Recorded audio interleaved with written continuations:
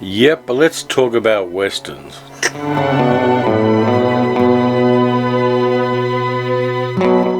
Bigger is not necessarily better. Big bars of chocolate aren't tastier than small ones, they're just bigger.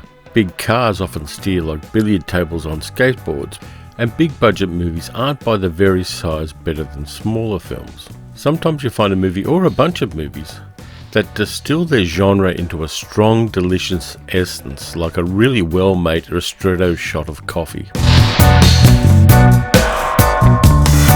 In 4 years between 1956 and 1960, director Boetticher and actor Randolph Scott made 7 westerns that are the creamy, perfect espresso shots of that genre. The reason I'm using the coffee analogy is that Eden, who is the owner and barista of my favourite cafe, Jock and Mac, asked me to do a video about westerns because he's a subscriber to the channel, like you should be. None of the Boetticher Randolph Scott westerns ran more than an hour and 20 minutes long. All of them were made on frugal budgets with small casts, and all but one of them was made on location in the beautiful Alabama hills east of Los Angeles. They are known as the Ranown Westerns, named after Boetticher Scott and producer Harry Joe Brown's production company, even though only 5 of them were technically produced by Ranown. And these films are extraordinary in many ways. The films are 7 Men From Now, The TALLT, Decision at Sundown, Buchanan Rides Alone, Ride Lonesome, Westbound, and Comanche Station. 4 of them were written by one man, Burt Kennedy. But in this video I'm only going to talk about 7 Men From Now, the very first one. The rest you can find yourself. Most of them are $6 or $7 to buy on DVD, and for my money they're worth at least 5 times that much.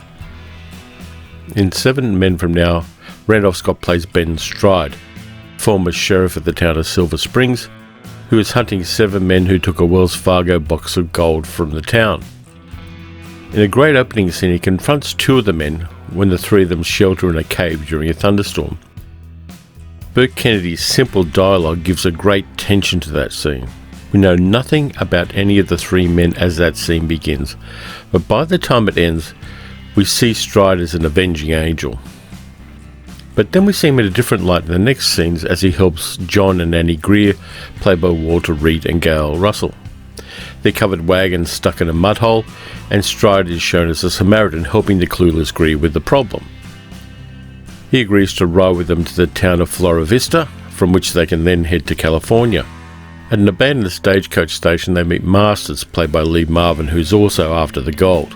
Masters knows Stride's history and uses it to needle the ex-sheriff as everyone travels toward the town where the gold will be. There's a really good twist in this movie 3/4 of the way through, which perfectly aligns it to set up the ending.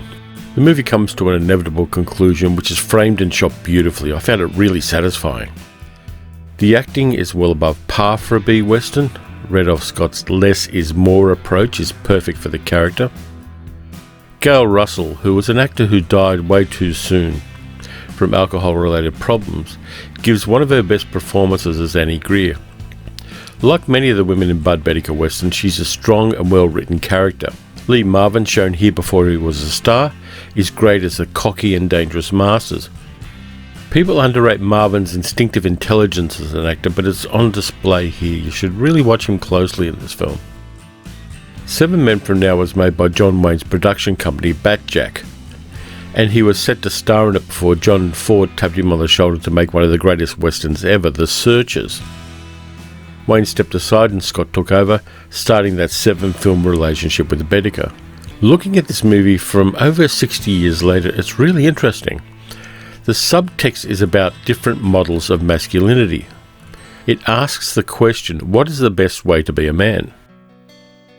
Stride's pride led him to personal tragedy. He realises as the movie progresses that the revenge he's getting isn't going to redeem him. He has to take steps himself to change who he is. John Greer's weakness is his lack of self-knowledge. He moves into situations without an awareness of the pitfalls that inevitably lead to failure. And Master's self-confidence is the reverse image of Greer's. He's aware of the dangers of his actions, but is overconfident in his skills and knowledge. For a 78-minute movie, 7 Men From Now has a lot of psychological depth to it. It's also a really good action film. The gunfights use the rounded boulders and narrow canyon paths of the Alabama hills imaginatively. The characters are sharp, and Boetticher wasn't afraid to not show things, adding an element of surprise and heightened suspense to the conflicts in ways that lesser westerns don't have. Going on the journey of the Ranown Westerns is an education in how to make a low-budget movie at least as good as the big ones. The tight scripting with at least one interesting twist, which in the case of Comanche Station, happens in the very last minutes of the movie. The thoughtful use of locations and avoiding cliched characters make these movies highly entertaining and surprisingly rewatchable. They are classics of the genre and just simply don't get enough love among film buffs. Thank you for watching. If you liked this video and want to see more, please subscribe and hit the notification bell. I'll be back next week with some more fun films. In the meantime, look after yourselves. Watch some good movies, watch some bad movies. Buy a whole bunch of cheap westerns and just see which ones really work and which ones don't. And then give away the ones you don't like to your relatives. I'll catch you guys next time.